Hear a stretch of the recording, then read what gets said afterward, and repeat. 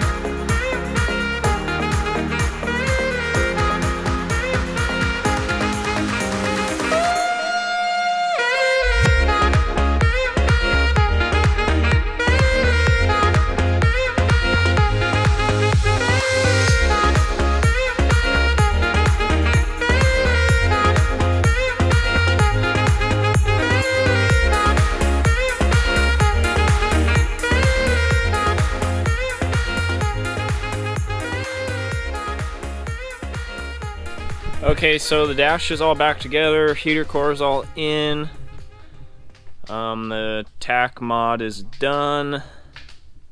I will be posting a video on that separately, just a short little video. The only thing left to do now is fill it up with coolant, so I'll just fill it up with coolant. Everything works good now. It seems to be, so with all the new foam and everything that I put in, I get a lot better airflow to the places where it's supposed to be coming out. Before, it would kind of just come out of everywhere. The next thing on the list for this truck, I have a differential issue. So I believe I may have broken some teeth off of the ring gear, not totally sure. So that's going to be the next thing.